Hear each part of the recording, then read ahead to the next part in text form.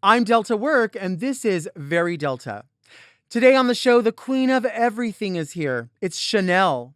We talk about customer service, Christmas, and the perfect clothing to wear to bed. But first, do you want to see me go off? Because I think you want to see me go off. M. Oh. M. Mom!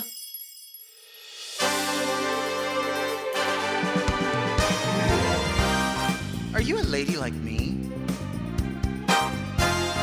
Introspective, beautiful. Oh, are you intellectual like me? Beguiled by a bargain? You like wild times? Oh, like me? Are you serving the community like me? Well, if you are, then you must be very Delta.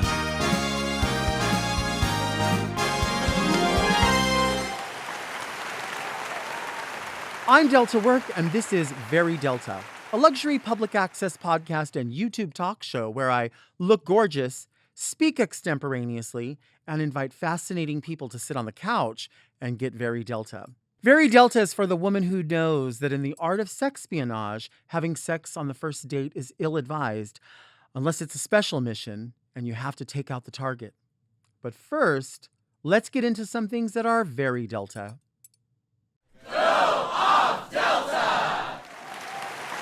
Do you love Diet Coke like me? Well, if you do, then you're not afraid of a taste test. It's no secret that I take more from TikTok than I offer back, but I thought this would be something I could offer back because I watch everyone do this taste test and they think they know and sometimes they don't. And my fear is that I feel like I'm an authority and I might not be. So why not just try it out? I mean, I don't know I don't know what everyone's Diet Coke tastes like because I don't go everywhere, but I know exactly what is here. I just don't know in what order they are.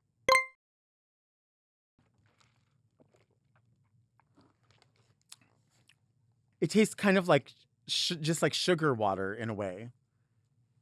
And even though I think I know for sure what that is. I'm going to fuck this up. But I think I know for sure that that's Del Taco. Just because I love Del Taco. And they just outranked Chick-fil-A as the #1 fast food in all of the United States, which is weird to me because there's not a Del Taco in every state, I don't think. I think there's plenty of states that don't have them. That just goes to show you that the people that do eat it go off when they eat.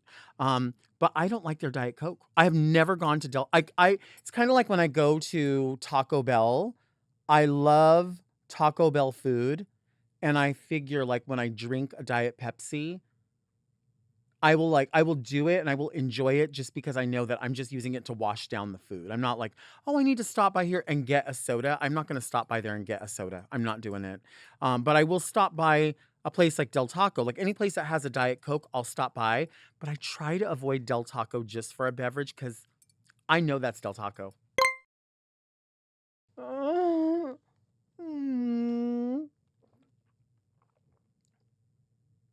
Ooh. See, that tastes like dirty soda machine. I'm going to go bottle maybe just because there's like there's something in it that doesn't taste like the previous one. But I never really think, like at home, I buy the 12 pack of cans and I buy the 6 pack of bottles. I like the options. If I'm just going to drink, did you hear that? Sorry. You can leave that in because I'm real.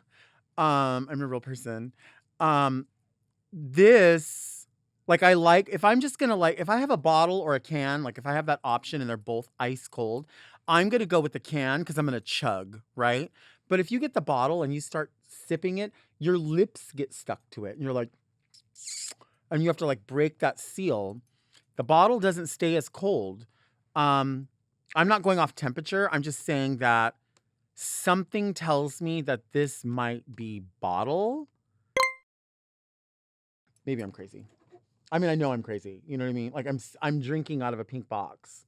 I know I'm crazy, but I wanted to do this because I feel like I feel like I should be able to identify these things. Like people ask me about perfume. They're like, "Oh, what does that smell like?" And I'm like, like a whore, or I'll smell like my mom. Like a young girl. Like I know like what when I smell it, I'm like, that's who I see wearing that. But I don't know all the notes. You know what I mean? That's why I would love to like take a class or something. I I mean I'm better at it than I used to be, but I feel like I should be an authority on something like this. I wonder if we could do this with cookies. Really not. I would be an authority on dressings, especially if we did ranch dressing and there was a wing stop in here. I would know for sure. Okay. Uh, Oh, that's Burger King. That's Burger King. They're another one. See, they don't have any I don't think any pride in the product. The only person that really has pride in the product, the only two companies that have pride in the product for me are Jack in the Box and McDonald's. And I could identify off the bat. I know for sure this right here, McDonald's and Jack in the Box would never. It's not that they could never. They would never. They would never. They would never. Ever, ever, ever. These, I don't like. Again, I feel like this is however they bottled that. I could tell it's a bottling issue. This right here is Dirty Machines. That's Dirty Machines. That if I had to say based on what you said, that's definitely Burger King because Burger King and Del Taco, they have no pride in themselves. They have no shame. They really don't. And you know what?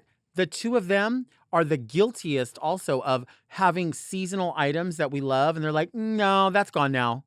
Because they do it all the time. Burger King used to have those nuggets, those fiery nuggets, those good ones with that sauce on, that vinegar, that red. It was so good. And then they got rid of them. Like, and what is the mayonnaise at Burger King? Have you had a Whopper?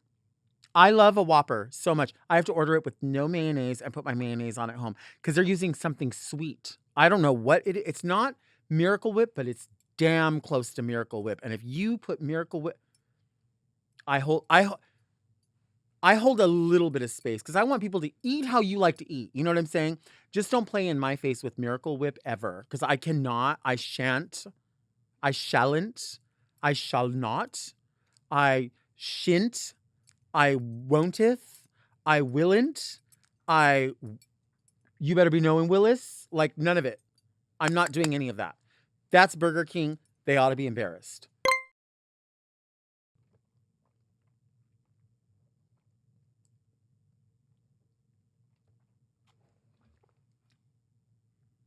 McDonald's, 1,000% because there's carbonation. I know for I don't know. I'm not 1,000% sure on these, but I know for sure that's McDonald's.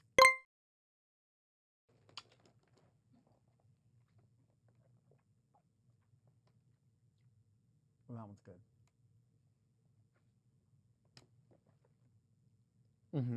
Mm-hmm. Can.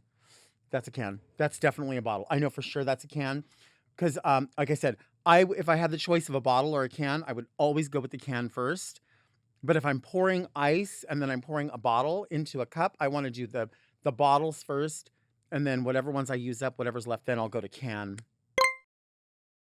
I have a final decision, 1,000%. That's from Del Taco, and it's raunchy, and it tastes like, you know what it tastes like? It tastes like somebody soaked marshmallows in like a club soda. That's what that tastes like. This is definitely a bottle, but something about the bottle is like tainted in a way. Like it lost its carbonation somehow. I don't know. Or maybe it had cheap. You know what it had? Do you know what butt ice is? Have we talked about butt ice before? Butt ice is when the filter in the refrigerator is not cleaned and those half moon crescents of ice come out and like you chew the ice and you're like, like you can breathe, you like breathe out through your nose and your teeth like this. That's butt ice. So there's butt ice in that. This is Burger King and McDonald's can. Final answer. 1,000%. That see, and no shade. I can hear that that's a cup. Final answer off for sure. I'm ready. I want to know the truth. And be honest, because you might have fucked me up. Because this could be Panera. Something tells me that this is some other company that I don't know. Because what if it's like, well, Wiener Schnitzel has Pepsi products, so it's not Wiener Schnitzel. So I'll read them. Point to the Okay. touch the straw. I'll tell you. Del Taco, Okay. Bottle, Mm-hmm. Burger King, Okay. McDonald's, Can. Shit. I see. I know my shit. I know my shit. What is wrong with this? There's something about this that's just tainted in a way where it's like, it's almost like you know it's there, but the presentation's different.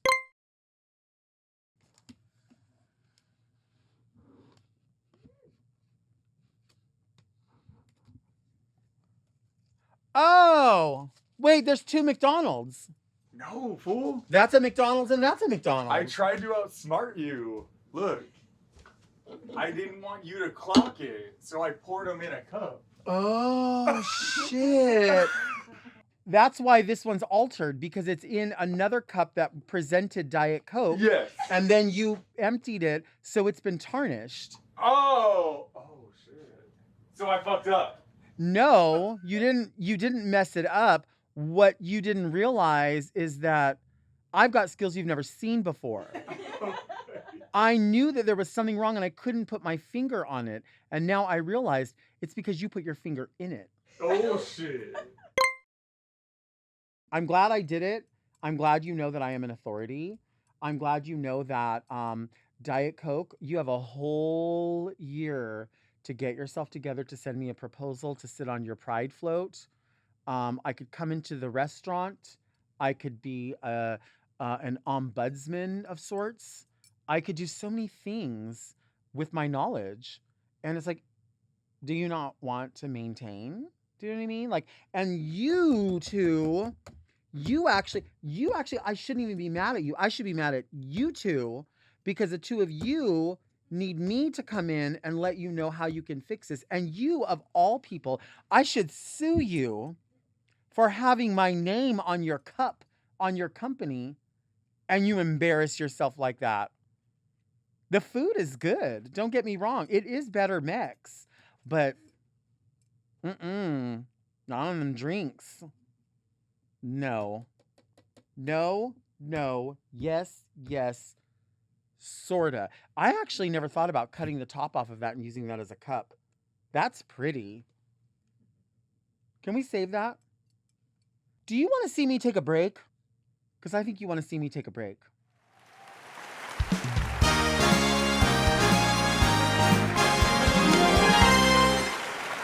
Today's guest is a dear friend of mine, now approaching 3 decades. Some people call her the Duchess of Las Vegas, but I think they should know she's the queen of everything. It's the one and only Shannel. Hi. Hi, thank you for being here. I'm so excited. It's been a long time in the making. It has. Yeah.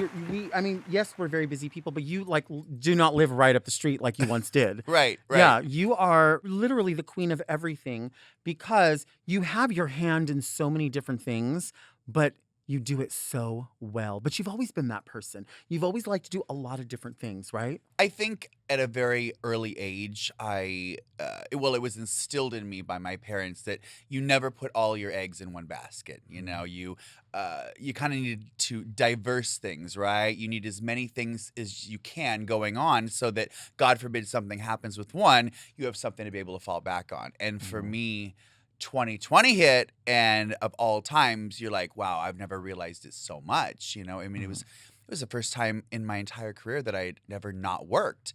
Well, the bills didn't stop, the mortgage didn't stop, so thank God to be able to have other things to fall back on. Mm-hmm. And I think a lot of people don't realize, and it's true for many people from Drag Race, that there are a lot of us that have experiences in makeup or hair, fashion, design, photography, all of those different things. And I always knew you as a makeup artist while you were doing drag. And that's why it's so interesting. Another thing people don't know is that goes hand in hand with something that you are so known for, which is celebrity impersonation.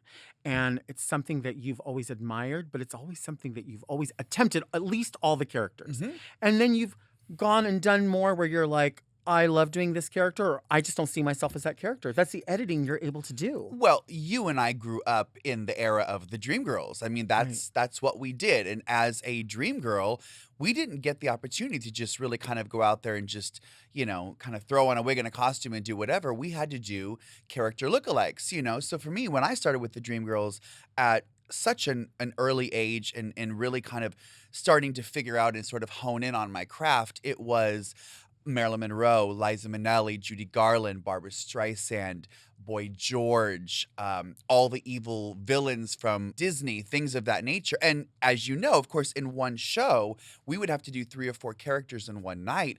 And that audience expected nothing less than absolute perfection from us. So, here we would run off stage from one number and, it was 2 hands in the makeup brush and the palette, and we were changing our makeup and changing contacts and all of these crazy different things.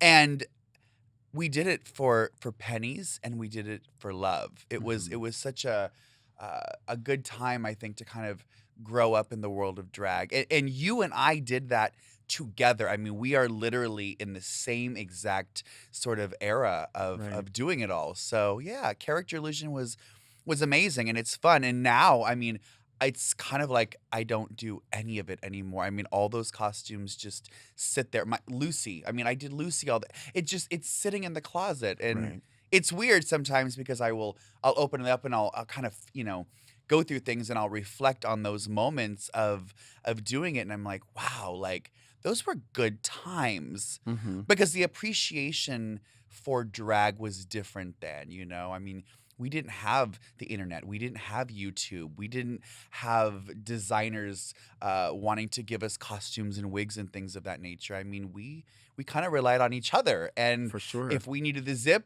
you would zip me. If we needed, a bobby pin, a hairspray, or things like that, we gave that to each other. So it was a fun time. It really was. It's funny you say that about like helping one another. I remember before coming to Dreamgirls, I had just left beauty school, and I was still learning like, well, what's the difference between wig styling and styling someone's hair, and realizing how different it was. And then maybe I can remember you're like, oh, I want to do a new Marilyn Monroe wig, and you would give the idea, and then I would do it, and I didn't know, so you would have to be like, okay, well, we have to put it on, and then this has to come down. And it was a collaboration. Yeah. The same way I would say, I can remember, we were raised with Chad Michaels, Hunter. Oh, absolutely. People that did this so well. Yep. The best. And I can remember, one time, and I've shared this story before, Hunter coming to me saying, so you're doing Cher. This is a fun costume. This looks cool. You gonna change your makeup? And I said, why would I do that? They know I'm big Cher. And he said, I know that they know that, but you don't go out there sloppy. Right. He said to me, what I want it to look like is that someone got a straw and blew into Cher and blew her up. That's what I want. He said, there's no reason for people to make fun of you for being sloppy. They should be laughing with you because this is silly. This is joyous. This is crazy. Right. But messy, no, we don't do that. And he's like, you need a proper Cher costume. You need a proper wig. And it was everything. Right. And it was, though. And so I can remember Chad and Adam making my costume, stoning my costume. Yes. And going to reference you or whoever that would say, do this to cheat your face a little bit. Yep. It gives more of a suggestion. We don't always see that anymore. People helping sad. each other. It's a shame. I mean, I remember back in the day, I would drive from Orange County up to San Diego to Chad's apartment, and we would sit on his floor in his apartment, and he would mix music for me. I remember that. Like, those were the days. I mean, we're talking 20 plus years ago, 25 years ago. And, to have the Chad Michaels and the Hunters and the Kiwis, Marilyns, all those people in our life that we were so blessed to have worked with, I think, have also sort of in many ways kind of helped mold us to do what we do. I mean, when it comes to perfection, you have always been perfection, whether it was you doing your character illusion, whether it was you doing your comedy numbers, whatever it is. And it was never an issue of, oh, she's a bigger girl. Being a bigger girl has always been such an asset for you because you do it better than anybody else does. And I'm always honored to know that you and I basically came from the same family, the same mold. That's my Yeah. honor too. I mean, that's why I'm so glad that you're here, that people can know, because people hear, oh, so and so knows this person, that person, and it's like, you really have to know how well some people know one Yeah. another. And I always say, I like being around people who know me at my absolute worst and darkest time, but only champion my best. Yeah. They will only tell strangers the best things ever. Yep. In private, they can say, girl, you're a hot mess. You need to get this together. Right. But we've, as we've gotten older, we've seen these experiences in our lives that we thought we would never get through. We thought we would never get Yeah. over. And I always say, we have to go through it to get over it, you know? Amen. And we Amen. have. We really, really have. And that's why, watching you on All Stars was such a treat for the world. But for those of us that were like, she's doing this and she deserves her flowers and she deserves the recognition. But you also think like, that's my friend. Like, that's my sister. that. That's somebody who, like, she's representing all of the places she's been and all of the people and all the characters she's been, all of it. It's just so exciting to see it. I'm appreciative of it. I really questioned whether or not it was something that I could do or that I should do, and not because I think it's a matter of questioning what I do as an entertainer, but the evolution of drag has changed so much. It's beautiful. It's amazing. I mean, we all know that there are so many more sort of essential genres of drag that you and I didn't have growing up. Right. And as the evolution has changed, the show has changed so much. And when you watch season after season and you see the winners and you see a lot of these younger queens coming in and just sweeping the floor, it leaves an old girl to look at that and go, fuck, I couldn't do that now. It's crazy on season 1 when it was, basically one piece of paper going, bring 18 Right. of your favorite drag outfits. Done.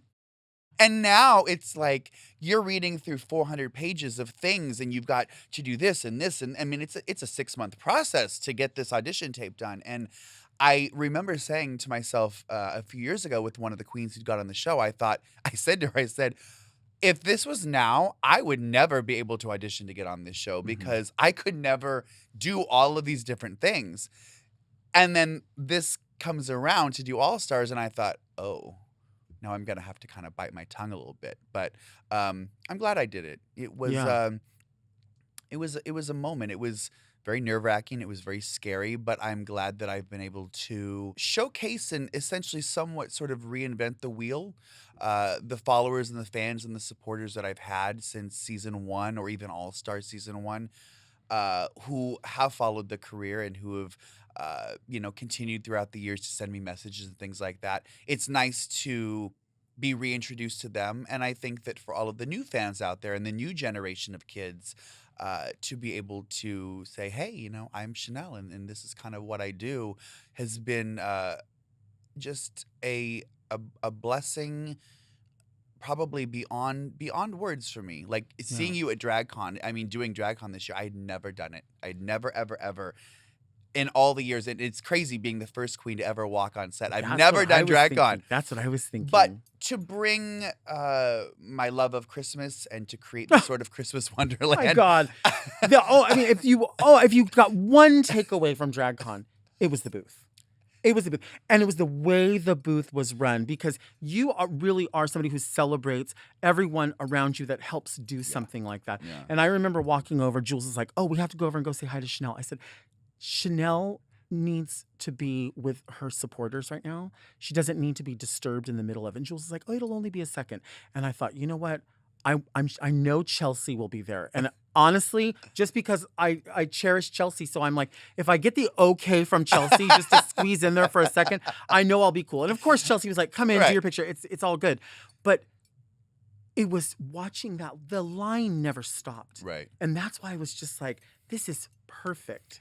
But I was really questioning it because I had never been to DragCon. So I thought to myself, like, oh my gosh, like, what if nobody wants a photo with me?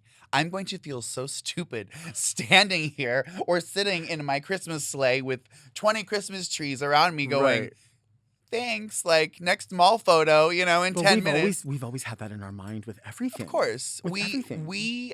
You and I, we've always sort of self-sabotaged ourselves. Oh, yeah. And it's a shame. And I think that part of the reason is because we are both very much perfectionists. We love what we do. We're great at what we do, but we always second guess ourselves as well. And that's exactly what I did when I was approached with the idea of being on this All Stars. Is I was like, oh, I just don't know if I can do this. And Right. it was scary for me. In fact, an interesting tidbit of information that nobody knows. I've never, ever, ever shared this with anybody.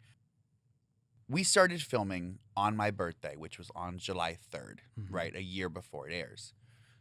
So it is my birthday. I get checked in at about 3 o'clock in the afternoon. My bags are brought to the room. And I started feeling extremely anxious, really bad. I deal with anxiety at times anyways. Long story short, I ended up in the hospital Oh, wow. the night of my birthday and the night before we started filming. My blood pressure was through the roof. One of the PAs took me to the hospital. We were there for 4 or 5 hours, and they were checking my vitals, and I had sort of weird spasms and things that were happening with my body that actually continued about 2 weeks into filming. Part of those sensations and things that I was feeling with couldn't help but to sort of affect my mindset of being there, because I had really obviously questioned being there. And so the first couple weeks was really challenging for me. It really was hard because if anybody has ever dealt with anxiety or depression, you know that there are side effects that do manifest itself within your system. Anything from headaches and sweating to tingling, numbness in fingers and feet and things like that. And for me, it can get extreme where I can almost feel like there are sensations of like bugs or ants that are crawling on my skin. It can affect my bladder, urinary system, just different things like that. And so, yeah, it was Wow. challenging. And this is the Wow. first time right now that I've ever told anybody that. In fact, Wow. I don't even think I ever even told the queens on the show about Wow. it. So, yeah. Did they administer a pregnancy test? Guaranteed positive. Yeah. Yeah, Yeah. guaranteed. Again. Yeah, again. Again. Fourth one. This stone baby just doesn't want to. Totally. Yeah, it's interesting that you say that, because when I watched the show, and I remember, like, as it's been airing, I've messaged you and we talked about, you're sort of reflecting on as we're going. And I've said this to other people before. My friends that have been on the show that sign NDAs are very serious about their NDAs. They do not, and I think it's hard to do, Right. I think for many people. But I loved hearing you narrate as you were going. You were like, oh, girl, I don't know. I just still can't get a badge, or like, little things like Totally. that, which gave me no information. But when I watched, I just felt like there was this authentic you. I didn't feel like there was a self-producing, and people will tell both of us that we're very high-strung people. Right. If it doesn't, if I taste this and I don't like it, it all has to go on the floor. I have zero control over my emotions, Right. and it's the most immature thing ever, and I know it. But when I watched, I was like, Shannel is really rolling with the punches. Whatever comes, she's just like, okay, I guess this is what I'm doing. I guess Yeah. this is, you know what I mean? Yeah. And it's interesting to see, because so many people do self-produce as they go. Not casting aspersions on anyone on this particular cast, but in many ways you do see it. And for some people, it's hard to not do that. I just think you were in a space where you were like, I'm just going to do what I'm going to do. Well, I think a lot of it has to do with maturing. I literally, the day of filming when we shot, I had turned 45 years old.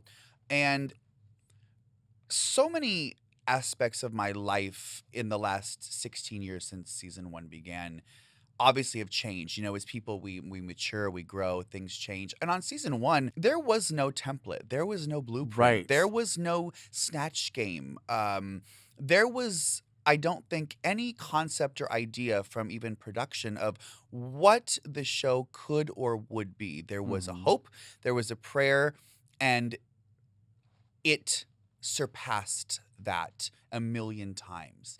And what really hit me was when my mother passed in 2009. And her passing, in many ways, sort of showed me, it created an example for me as a human being and said, you are not invincible. Mhm. You are just like everybody else. And I realized in those moments just how precious and how sort of fleeting life really is. Because now I can look back at my life years and say, I did not value life. I Mm. don't think I valued enough people. I took things for granted. I took money for granted. I don't think I threw enough value into the world.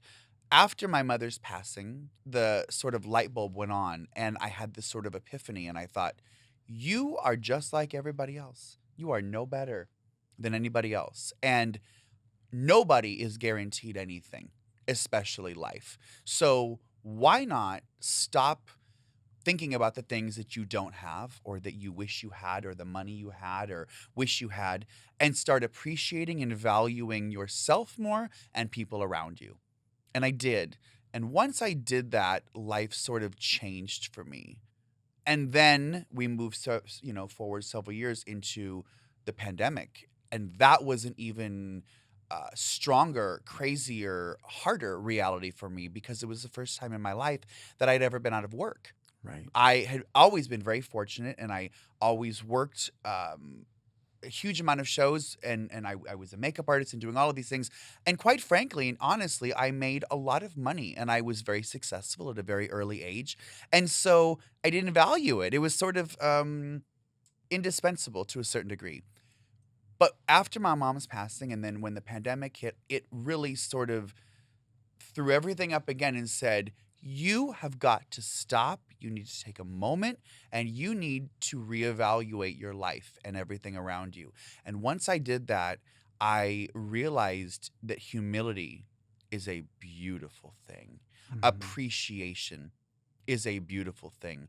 And every day of my life now, I live feeling blessed and feeling thankful for all of the amazing opportunities and things that I've been able to do in my life. I mean, to have been in this business now basically 3 decades as yourself, we are blessed. We are Right. fortunate. And so I don't take anything for granted anymore. I love that. Let's take a break.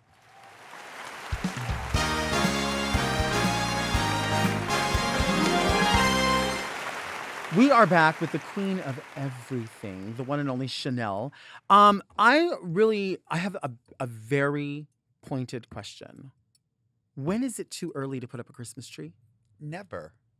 That's what I thought. Ever. It That's is what I thought. never too early to put up a Christmas tree, and it is never too early to listen to Christmas music. That's what I say. I listen to Christmas music all year round. You have to. Obsessed. Because we were talking in the back about is Christmas a lifestyle? And it is. Certainly for you, because you own a business centered entirely around Christmas. Tell everyone about Santa's Helper. So, Santa's Helpers Design is a company that Chelsea and I created and started like 5 or 6 years ago. Chelsea and I ended up developing an amazing best friend relationship, and Christmas was a big thing for her and her family. And every year after we'd become friends, she said, can we please do Christmas? Because I had stopped literally celebrating. I didn't put up a tree, I didn't do anything after my mom passed.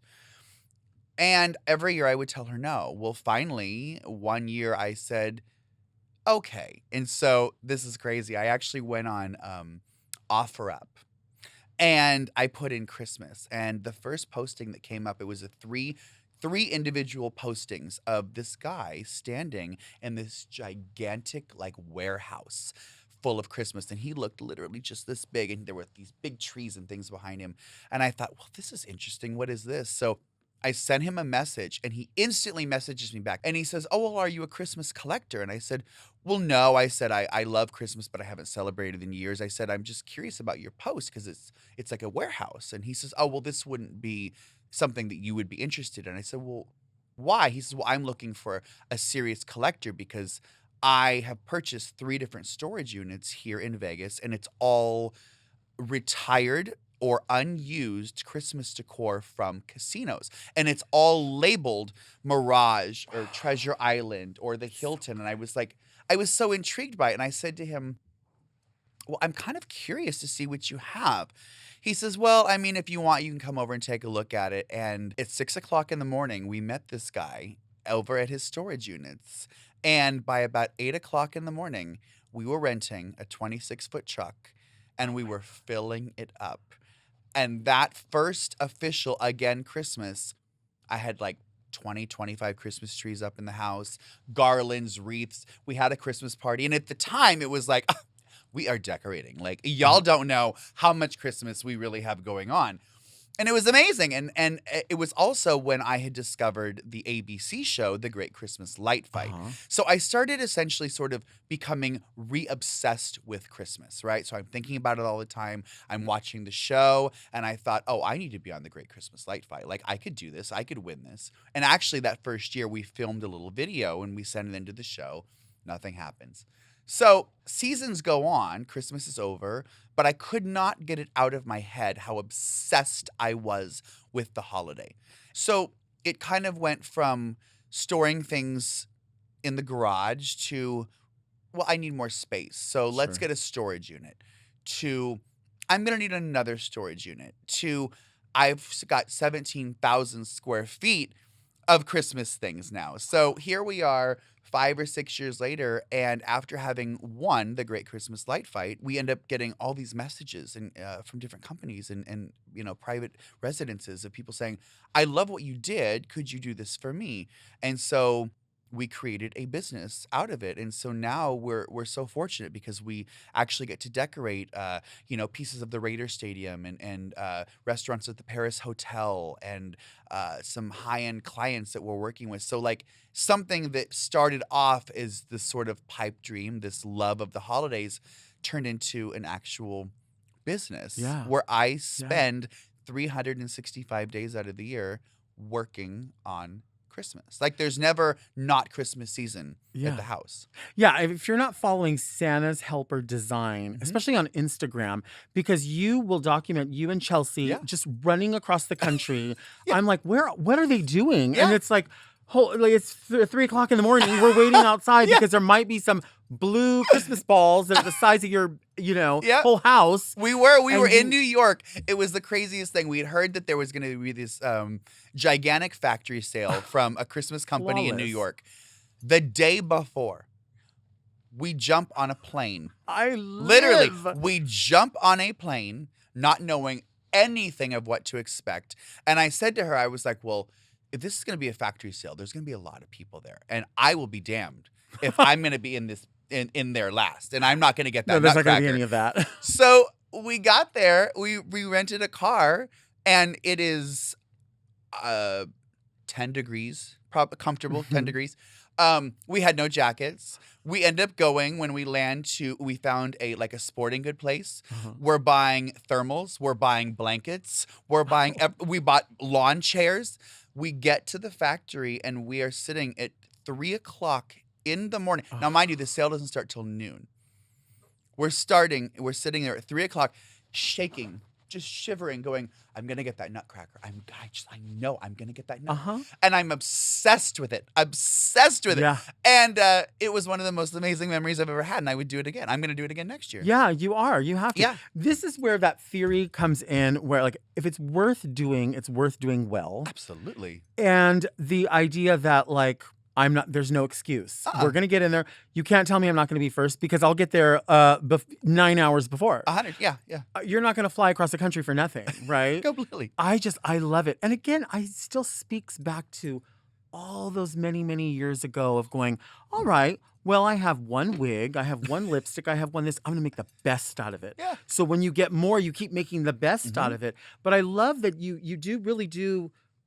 I know, even without asking you, subscribe to this philosophy that anybody can celebrate however they want. Even if you have a little bit, you can really make magic with it. Yep. And so I even wondered, because you had a huge booth, and I thought, I know it's going to be over the top, but it's going to be hard to edit because you're going to want to put so many things in there. But you and Chelsea, Chris, different people have this idea of proportion and scale and what goes in there. And there's never a spot that's not thought about. You look at it and you're like, there could be a couple of balls coming out of here. There could be just, everything has to be from every angle. And that's what I love. And really, it's rubbed off on me because I've always loved Christmas, but never really had a big space, you know? And so I did the best that I could. Now that we're in our new house, like I remember last Christmas, I was like, we're going to at least Christmas sales, right? And I saw this 8-foot red Ugh. Christmas tree. And I was like, even the lights are red on it. It's pre-lit. And I thought, oh God, this thing's $3,000. But we have a half off coupon. There you go. Plus, we have this. And I was like, and Davey was like, we already have a Christmas tree. I'm like, but we have so much room. Every room could have a tree. Absolutely. Why doesn't every room have a couple of trees? Absolutely. Even if they're this big, it's a tree. Well, and that's part of what the fun for me of Christmas is, that sort of rolls itself into drag. With drag, we know that there's really no boundaries. There's no limits. There's no right or wrong. It's the same with Christmas. You know, the downfall for me with Christmas is that it's become so commercialized, right? So every year you walk into your Home Goods or you walk into your Walmart, your Target, and there's the section, right? This is the plaid section. And so we have been told as consumers that these are the ornaments, these are the sprigs, so right. these are the poinsettias. Yeah. This is the only thing that is allowed to go on that tree if you're selecting plaid. If you're doing gold, if you're doing silver, what have you. So true. Break through those sort of stereotypes. Mix plaid with red, with green, with gold. And that's what I think is fun about it. You know, growing up for me as a kid from California, Disney was a huge thing, right? And I am obsessed. My biggest sort of inspiration, my biggest mentor of life has always been Walt Disney.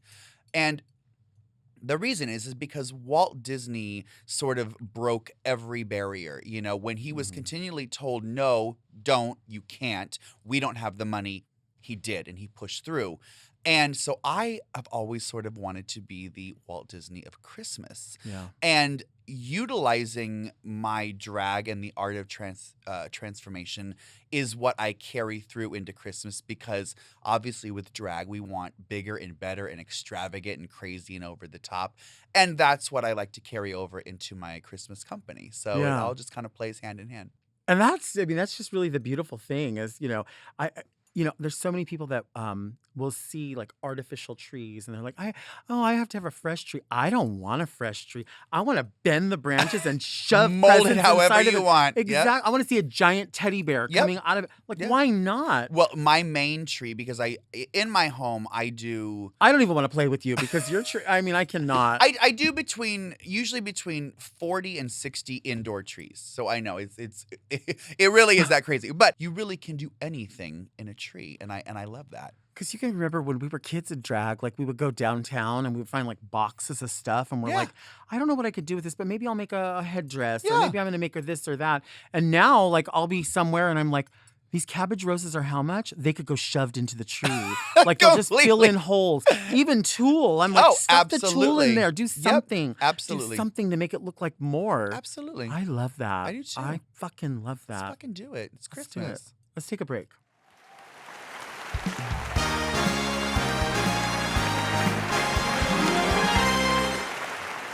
We are back with Shannel.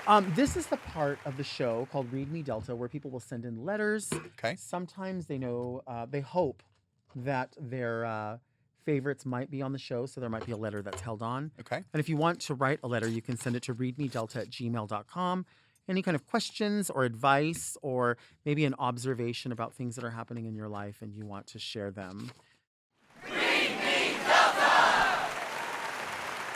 The first letter says, Dear Madame Work and Luxurious Guest, how do you sleep at night? I mean, really, how do you? I perceive you as a lady of high standards, class, and virtue, so I'd like to know if you don a silk peignoir with matching pajamas in a fetching shade of pastel, I would assume, or do you prefer a beguiling charmeuse negligee, or perhaps even a floaty chiffon baby doll?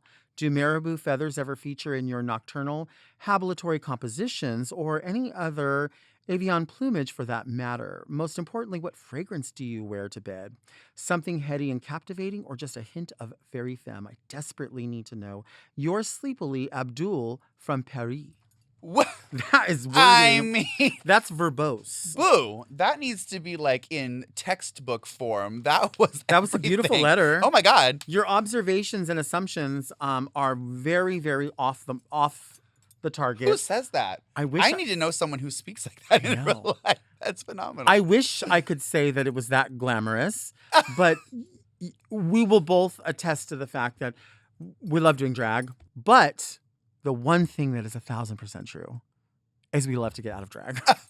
It is my favorite part of drag. It's to the this best part. day. It's Yeah. taking it off. Yeah, Completely. it's not, and people will always say, "Oh, it's Pride. I'm going to wear something cool, or I'm going to wear like day makeup." There's nothing cool, and there is no day makeup. no. If you get in drag, you have to get in drag the way that you get in drag. 100%. Everything. nothing's cooler. Nails down. Everything. Nothing's cooler. No. Nothing's more comfortable And when I get out of drag and I do get home and I shower and go to bed, I actually sleep in the nude. I don't want anything on my skin at all. at all.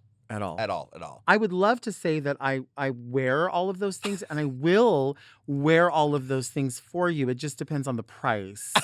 There's a price. Is it a Diet Coke? It was going to have to be a little more than that. A little more than it's gonna Diet have to, Coke. It's going to have to be more than that. It's going to have to be a destination. It's going to have to be, there's a lot in line. So if you want me to wear any of that, I will wear any and all of that. And oddly enough, I have all of that. You do. I have all of that. I always tell people, I'm like, you wouldn't believe the extensive, beautiful display of shoes that I have that I absolutely do not wear because I slide on my ugly clear shoes. I have bought shoes from you.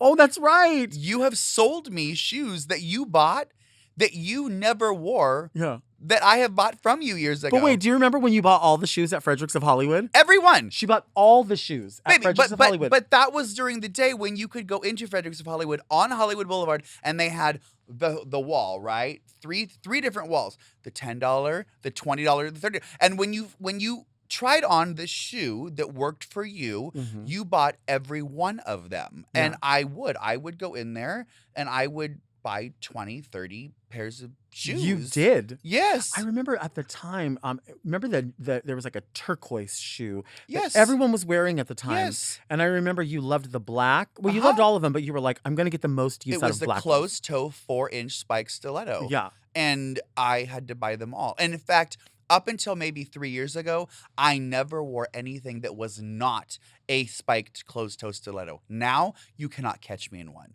I do not need my big toe and my little toe meeting in the middle. So, old age has come into play, and it is an open toe for me. Yeah. Always. That's good. It's comfortable. I actually, and I'll just spill a little bit of tea here, not shaming anybody because I was the one who should have been shamed because I didn't have a shoe. But we were at VIP one time and I was like, girl, I don't have any black shoes. You were like, oh, you can wear my black shoes. It's fine. I said, okay, well, as soon as you come off, this bitch wore those shoes so severely that I could feel the ball of my foot through the floor. And I wasn't about to say anything because at least she offered me her shoes. She was like, you know what, girl? You better not complain about anybody's shoe, Baby. when you came in here with no shoes. Well, here's the thing. We all know I am a dancer. I mean, it's what I do, And right? a high-quality A high romancer. quality. Very that. My backflips, my cartwheels, my round offs. I do that. That's what I do. So I had wore the entire, like a hole, like a silver dollar size hole in the bottom of those shoes. And somehow I just didn't have the budget or the time to go and buy another pair of shoes. Listen, I just kept wearing them. we have seen fire. We have seen rain. I mean, for real. You use it until you can't use it anymore. Yeah. I used to be really bad with a lash. Like I would use it and use it and use it. And then when we first started doing this show, I caught a video or a clip of myself looking down. The Powder. lash was it looked like it was sitting out here. It was so Completely. detached and so gray. So much makeup fallout. Yeah. And I thought, you could have at least taken a marker to that. Something. So now when I record, I'm like, I need to put on a new pair of lashes. I don't care. I don't want people seeing that. People will forgive a lot. But when it's that discolored, Serious. Yeah. Yeah, it's gray. fucking mess. Yeah. All right, we have another letter. Okay. Let's see what's happening here. Yeah, but in all honesty, I just sleep in my chonies. That if you really want to know the Completely. truth, I just wear my Completely. underwear. Yeah. I also like having a lot of pillows on the bed, but I don't really use Oh them my all. God, me too. But I like them there. I need them. I feel like I don't ever use less than 2, probably 3 pillows to sleep. Yeah. Yeah, I know, and I don't lay flat. I need to have my head sort of somewhat propped up. Okay, that Yeah, makes sense. yeah. That makes sense. Okay, so they knew you were coming. Dear Delta and Shannel, I'm approaching a major milestone birthday and I'm seeking advice on party decor and activities.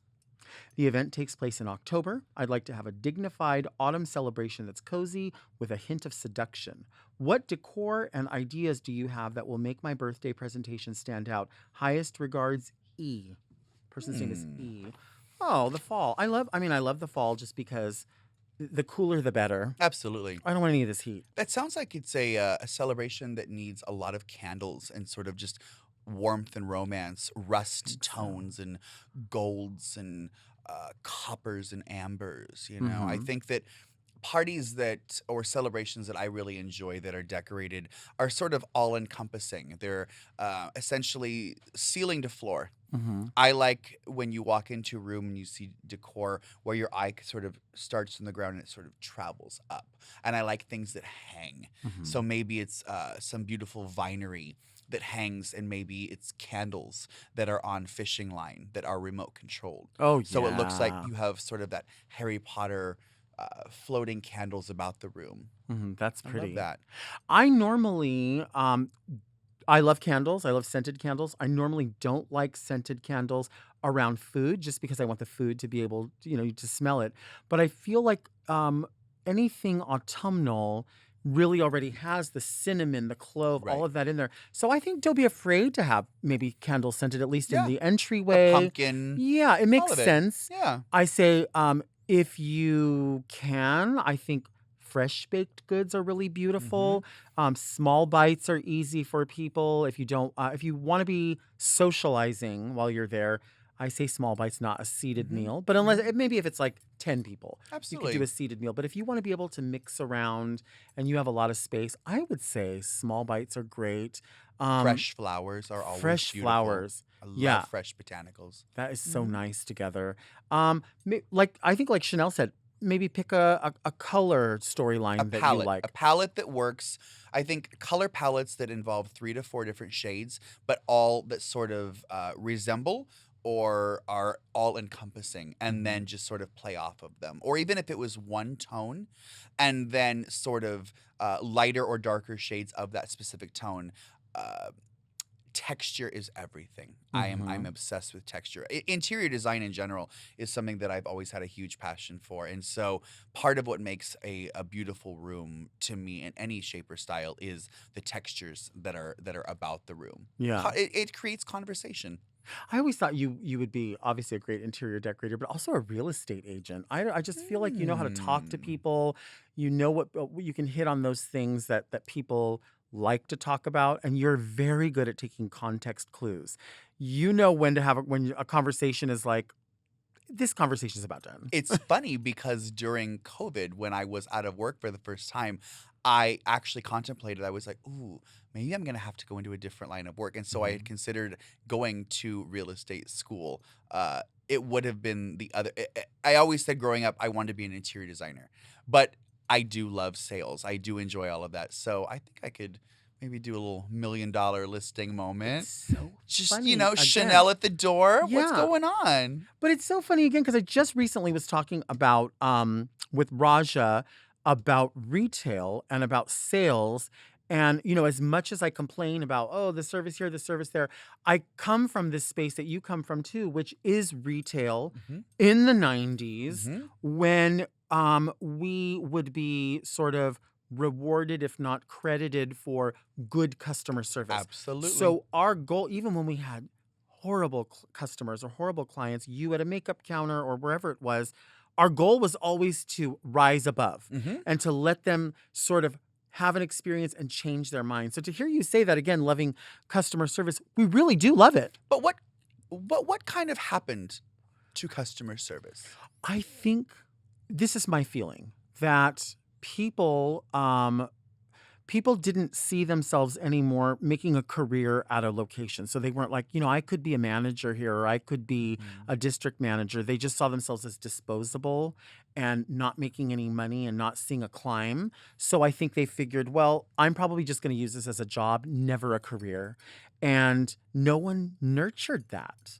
Because while I am always appreciative of sales associates in whatever it is, whether it's at a clothing store, a grocery store, Starbucks, wherever it is, there has been a very significant change, I think, in the overall demeanor of what customer service really is. At the airport, TSA. I think that is a 2-hour conversation in itself, but I think that there's, to some degree, a prerequisite of what TSA needs to be and what is hired, of which I don't need to go into right now. But as entertainers, as hosts of shows, we know that we have to give damn near 100% of ourselves every time we're on a microphone, every time we're in front of a crowd. I wish that the undertone of customer service in whatever field, whatever line of work it is, thought about it the same way. Mm-hmm. So maybe you're right. Maybe it does come down to the money. Maybe it is a monetary issue. Maybe it's the I don't give a fuck. Maybe it's I would rather be on my Facebook or my Instagram right now than caring what size shirt you need. I don't know.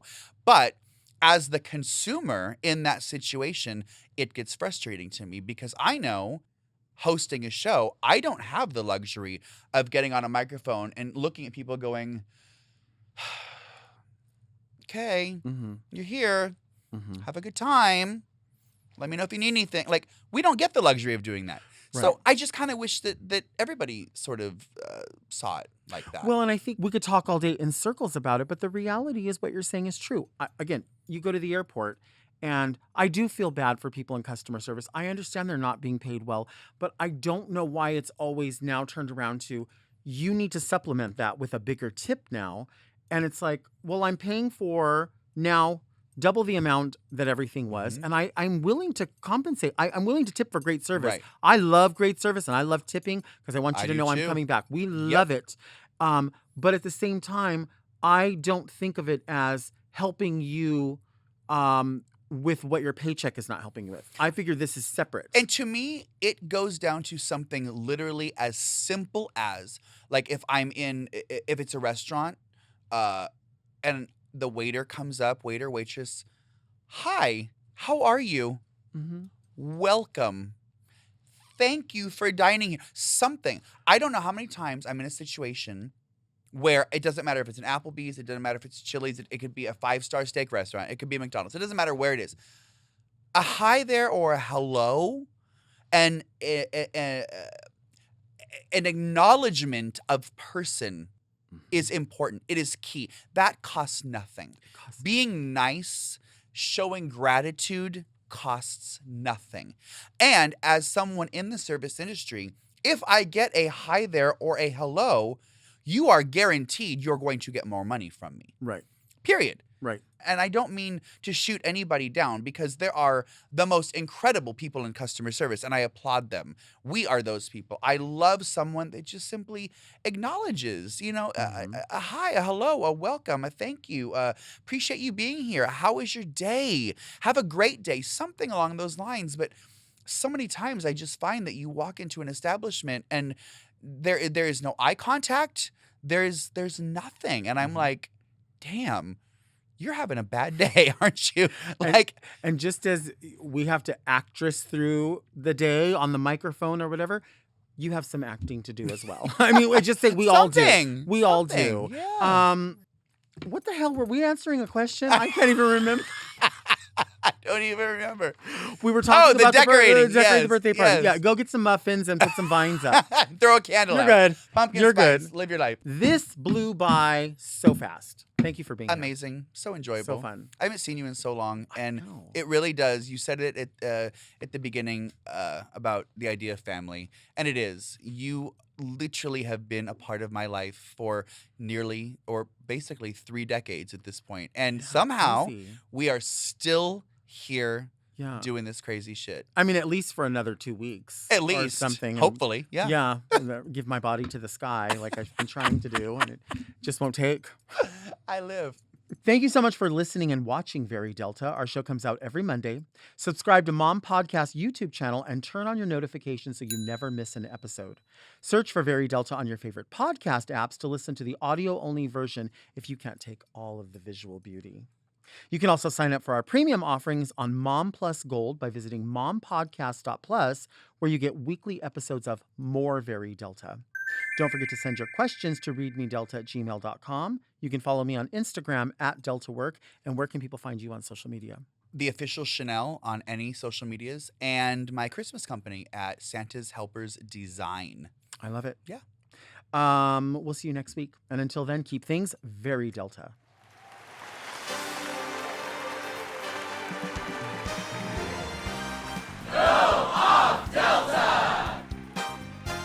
Very Delta is produced by Moguls of Media, aka Mom. Hosted by Delta Work. Produced and edited by Doug Robertson. Technical direction by Margot Padilla. With original theme music by Will Pitts. Media and design support by Stone Cold. And set design by Eris Sevilla. Executive produced by Alaska, Willem, Big Dipper, Camille Stennis, and Joe Cilio. Recorded at Forever Dog Productions.